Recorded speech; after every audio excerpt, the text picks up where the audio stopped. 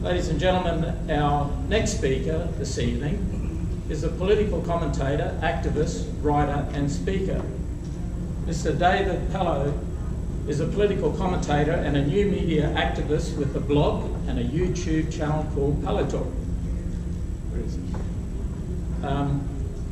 He's also the architect of the annual Church and State Summit, founder of the Australian Free Speech Coalition, director of the Axiomatic Events, and writes for The Spectator and Quadrant magazines. Excellent. His first-hand political experience includes being a successful election campaign director, winning a safe Labor seat for the LNP, and serving the Family First Party for many elections in strategic roles on the Queensland State Executive until the party eventually merged with the Australian Conservatives. Now independent of any party, he interviews global thought leaders like senators and members of parliament, well-known lobbyists and ethicists, business and church leaders, academics and media personalities, all with very diverse worldviews and opinions about the issues that affect and shape our society. Ladies and gentlemen, please welcome David Pellowe.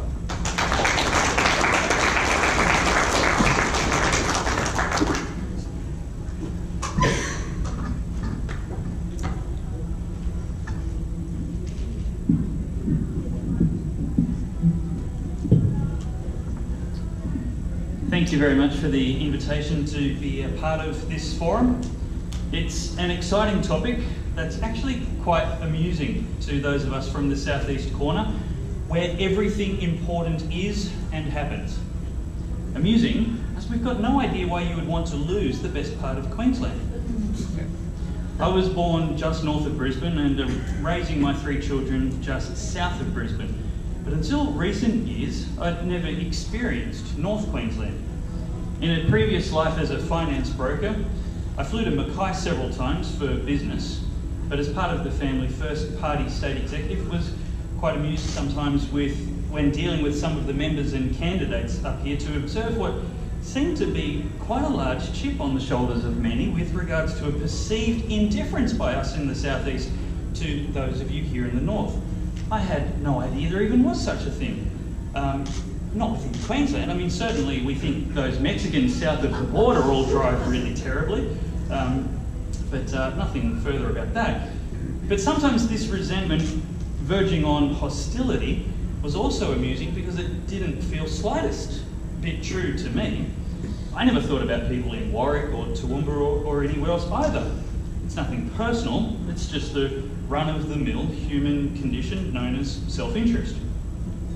Complaints about uneven infrastructure investment seem silly because of course government should spend money proportionately to where they could get the most bang for their buck, where the population is concentrated. And that's not Cloncurry, Cooktown or Cape York.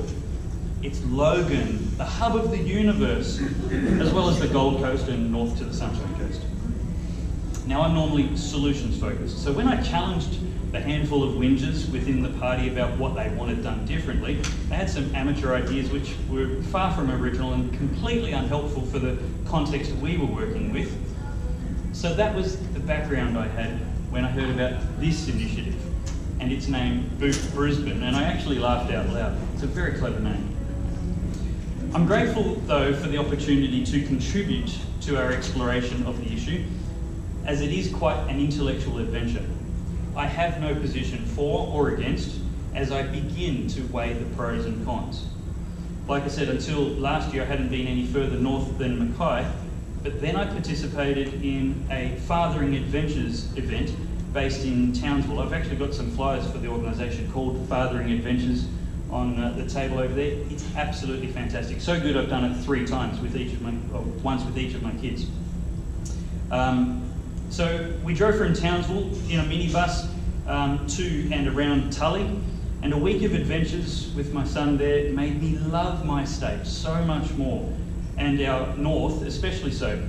My trip to Cairns a couple of months ago in July was equally great, with a trip out to the beautiful and flourishing reef with Dan McCarthy, who in my humble opinion would be hard to beat as your next federal member of parliament. I absolutely love it here. So I had to bring my bride on this trip with me to share it with her as well. Of course, winter and spring are great times to visit, and I shall gratefully retreat to the southeast before summer's humidity. So I'd be very sad to see my great state chopped in half, and actually to lose so much of what has defined my identity as a Queenslander for as long as anyone can remember. But decisions like these aren't best made emotionally. Instead, we must take a step back and be as objective and clear-minded as possible. So let's start with the reasons for. Creating a new state creates a wonderful opportunity to get things right. You get to design a society virtually from the ground up. You can take advantage of the marvels of modern science and protect every person conceived here from the very moment their life can be observed. You can create marvellously pro-family laws which promote and encourage adoption so that it's not the rare and virtually impossible spectre it currently is in Queensland. People from around Australia would flock here to take advantage, and the population base of North Queensland would grow naturally and sustainably without a correlating influx of welfare dependents. You could withdraw from the national curriculum and achieve education outcomes to rival or maybe even surpass Kazakhstan. Once again, your children could focus on rigorous maths, real literature instead of texts, actual science instead of feelings, and proper history without the black armband. The new state of North Queensland could create a new health system, one where frontline services and efficiency are the objectives instead of artificially inflating employment figures with indulgent public service recruitment numbers whacked on the state credit card. You could bypass the arduous process of getting inner city, latte sipping, extreme environmentalists who've never been to a zoo, let alone a paddock, to agree to trusting you to own a gun and not hold up a bank or decimate protected species. Law reform would permit you to manage feral animal populations as authentic conservationists and have fun while doing it. You could also ignore their incessant screeching when you want to maintain the sediment build-up at river mouths. Making waterways accessible to and from the ocean would significantly build local industry and employment by using the many rivers which are navigable many kilometres inland currently, except for that very shallow bit right at the mouth. This gets many trucks off the road, which should placate some of the greenies frantic about emissions. It'll increase road safety and reduce the costs of road maintenance, but most importantly, it would give access to many natural resources which are currently locked due to the expense of retrieving them by road, pipeline or rail, using the motorways of the sea like the Europeans have been doing for decades. A fortunate byproduct of riverbed maintenance means local councils can have a ready supply of cheap sand and aggregate for the concrete that all the infrastructure development you'll be doing will be needing. Speaking of the economic vandalism of environmental extremists, imagine a state where a handful of inner city electorates 2,000 kilometres away no longer dictate election outcomes and subsequent government policies regarding how you manage your farms as if you can't be trusted to think of future generations.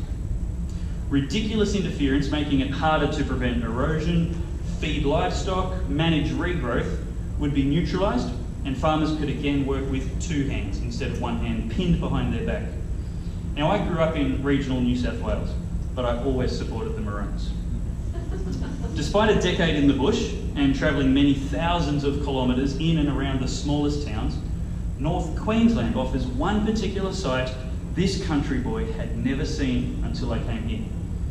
Right there on national highways, right before each little bridge crossing sometimes wet creek bed, are signs warning of crocodiles. Now I ask you, what on earth would a West End hipster know about managing crocodile populations?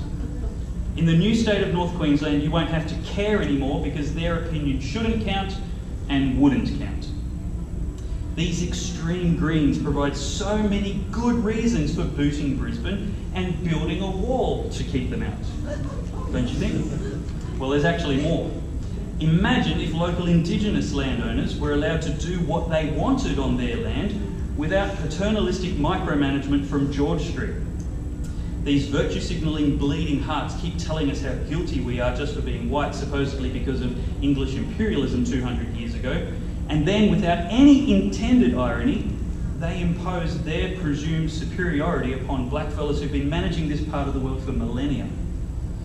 One of my personal favourite reasons for getting rid of you northerners would be cutting the dead weight holding us back from finally synchronising our clocks with the businesses less than an hour drive south of Brisbane.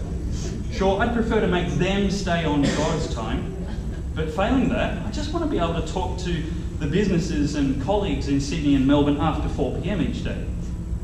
There's more of them than you, so it just makes sense to me. You'd be able to determine your trading hours that suited you instead of Brisbane. You'd be able to decide if you really need to keep all those public holidays paying people for doing nothing, or you may want more. You are trying to build something here after all. You could also abolish stamp duty to attract more homeowners, or even be so forward-thinking as to craft a special economic zone to attract large employers with tax incentives. If you really want to create jobs and attract big business, promise to never implement the hideous insanity of payroll tax. Why do we have tobacco tax? To discourage consumption of tobacco. Why do nanny state fanboys promote and promise an Alco-Pops tax or a sugar tax? Because they believe it will discourage and reduce consumption of those products. So what on earth are states thinking when they introduce and maintain a payroll tax? Do they want less employment? Yes, creating a shiny new state with laws that protects the people and gets government out of our lives and out of our pockets is a great opportunity to build our national productivity. You will attract small business owners, large employers, homeowners, people with traditional family values, and conservative common sense from all around Australia. And that brings me to the first reason against creating a new state. You will create a brain drain on thinking people from South Queensland. They'll become refugees from the elected dictatorship of our unaccountable unicameral parliament, and they will flood north across the border to the land of opportunity that you create. The few Christians, conservatives and capitalists left will inherit a hellish nightmare comparable to the socialist state of Victoriastan, or worse, California. It was hard enough to get my wife acclimatised to the humidity of southeast Queensland. I have no chance of getting her agreeing to move to Cairns. Please don't do this. Who will pay our debt? It's already so big that our kids won't be able to pay off whatever we've already spent it on without asking them.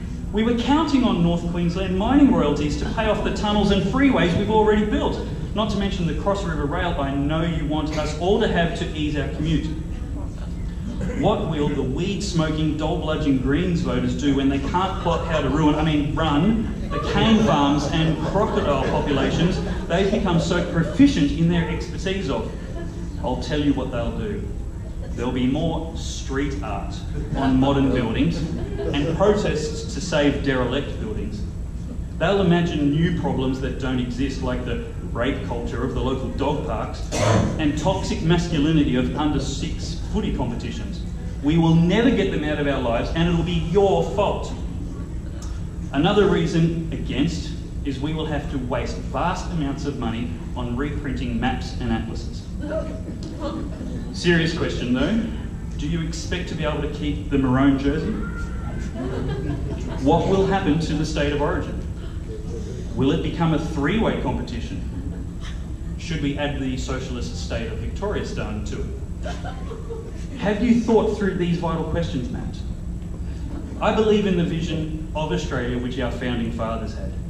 Many people naively believe we have too many levels of government and states should be the one to go, but they generally base this on a basic dislike of politicians and a very light grasp of our history. We are proud, independent colonies, each with our own timeline, history and culture. Federation was intended not to centralise power, but to strengthen our ability to defend ourselves and remove obstacles to trade with the other Australian colonies, like having the same size railroad tracks.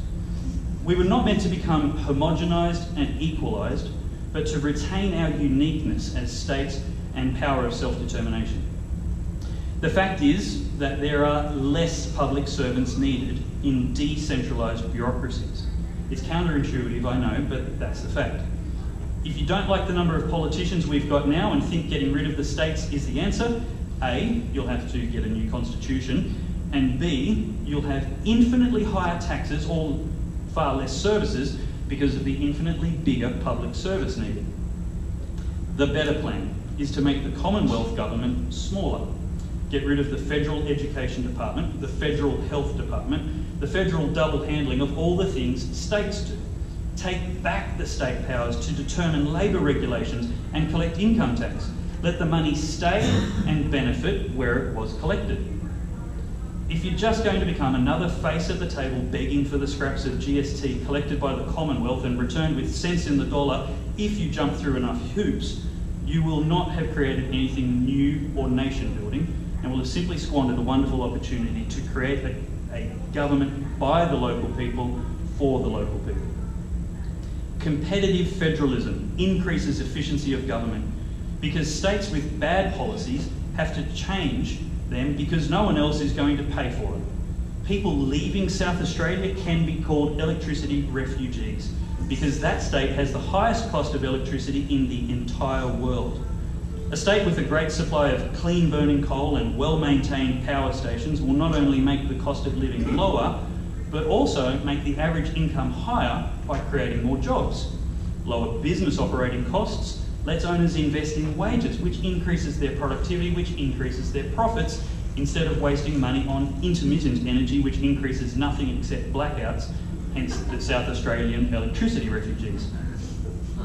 Centralised government means we all pay for the bad decisions of other states out of the fruit of our good decisions, reducing the incentive to make good decisions and the pain of making bad ones. Competitive federalism means each government acts primarily in the interests of its own residents to personally reap the benefits of responsibility. We get to observe policy experiments in other states and imitate what works and reject what doesn't. Tasmania's crocodile management policy simply wouldn't work here. I don't know if they have one because I'm pretty sure they don't need one. There are some things your southern brothers simply have no qualification to have an opinion on about policies for North Queensland. Just tell my mum I'll be late for dinner. When there is a centralised common government, indistinguishable from various regions in laws, policies and styles of government, you can honestly only hope to keep 51% of people generally happy, or everybody happy maybe half the time. When competition creates choice, you can reasonably expect as many as 70 to 80% of residents will be generally happy.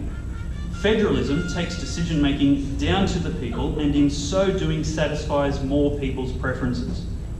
There is no doubt in my mind that North and Central Queenslanders must be asked what they want, and I see no reason why it shouldn't be asked at the next election. I applaud the question, no matter the answer, and the conversations happening now to determine how the new state would look and what precisely you should be asked to support or reject. Channel 9 asked me this morning if I thought we should have a new state. I answered that I believe in liberty and that Australia is meant to be a liberal democracy. So if North Queenslanders want a new state, then the Queensland Parliament must immediately give its necessary approval to North Queenslanders creating a new state. Thank you.